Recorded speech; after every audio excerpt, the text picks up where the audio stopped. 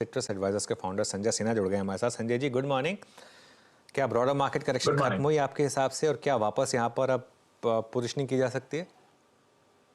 तो ऐसा है अनुज की देखिए, मार्केट में छोटी बड़ी उतार चढ़ाव बनी रहेगी, लेकिन आई थिंक अभी जो हम देख रहे हैं मार्केट में तेजी, वो शायद इस बात को डिस्काउंट कर रहा है कि जो इलेक्शन का वर्डिक्ट आएगा वो डिसिसिवली एनडीए के फेवर में होगा। और जिस तरह के नंबर्स कहे गए हैं, 370 बीजेपी के फेवर में और 400 एनडीए, 400 प्लस एनडीए के फेवर में, शायद मार्केट उस बात को फैक्टर करते हुए अगर आप देखें जो स्क्रीन पर दिख रहे हैं सेक्टर्स पार्टिसिपेट करते हुए, वो वही सेक्टर्स हैं जिनमें कि सरकार का कंट्रीब्यूशन पॉलिसी के द्वारा ज्यादा रहा है। लेकिन साथ ही साथ मैं ये भी आगाह कर दूं कि ये इलेक्शन है, ये पॉलिटिक्स है, इसमें कुछ भी उतार चढ़ाव हो सकता है। तो अगर अपेक्षा से कम सीट या तो बीजेपी को मिले या एनडीए को मिले, तो ये बाजार के लिए सेटबैक हो सकता है। तो अपना जो बैलेंस है, वो संतुलन जो है वो बना के और वैल्यूएशन को देखते हुए ही इस मार्केट में पार्टिसिपेट करना चाहिए। थीम्स क्या अच्छी रहेंगी आपके हिसाब से? यहाँ पर कौन से थीम्स पर आप पॉजिटिव हैं?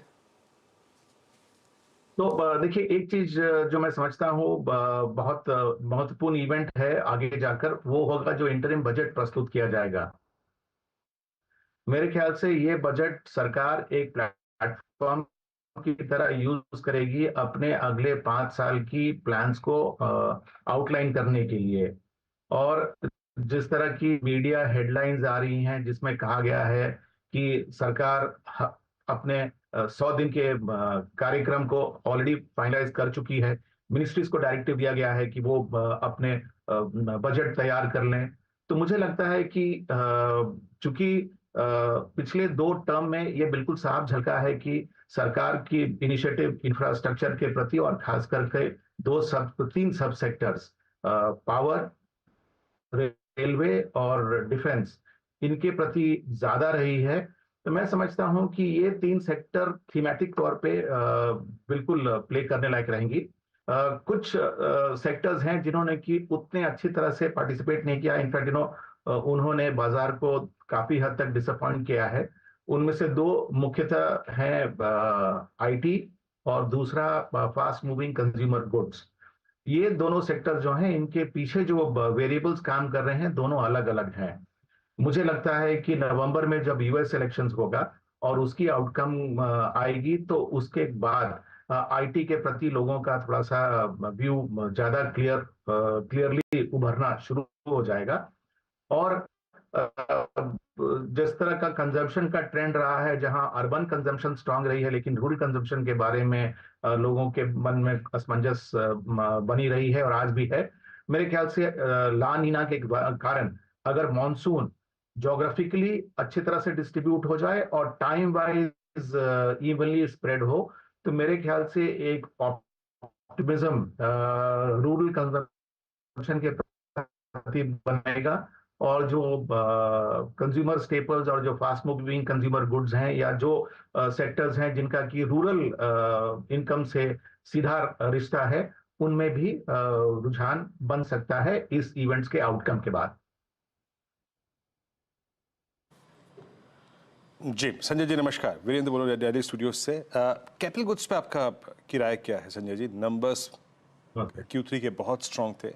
अभी आपने आने वाले बजट, फुल फ्लैज बजट की बात कही, और जिस प्रकार का सरकार का टैक्स रेवेन्यू है, जीएसटी कलेक्शंस एट 1.78 ट्रिलियन, आपका व्यू क्या है? क्या बाजार नई आने वाली कैपेक्स की फिगर पे फोकस कर रहा है, और क्या कैपिटल गुड्स में अभी भी इस लेवल पे एडिशन बनता है क्या? L&T, Siemens, Cummins, ABB? तो वीरेंद्र जी, ये आपने बहुत अच्छा मुद्दा उठाया, क्योंकि यहाँ पर किसी भी फंड मैनेजर के लिए सबसे बड़ा डिलेमा जो है वो है वैल्यूएशन जिन पर कि ये स्टॉक्स ट्रेड कर रहे हैं। लेकिन अगर हम सामने की अपॉर्चुनिटी देखें और जिस तरह की इनकी आज की कैपेबिलिटी है उसके अपॉर्चुनिटी को कैप्चर करने के लिए, तो मेरे ख्याल से मन कड़ा करके इस वैल्यूएशन पर भी कैपिटल गुड्स और खास करके जो मल्टीनेशनल एंटिटीज हैं इस स्पेस में, उनमें थोड़ा सा पोजीशन बनाया जा सकता है।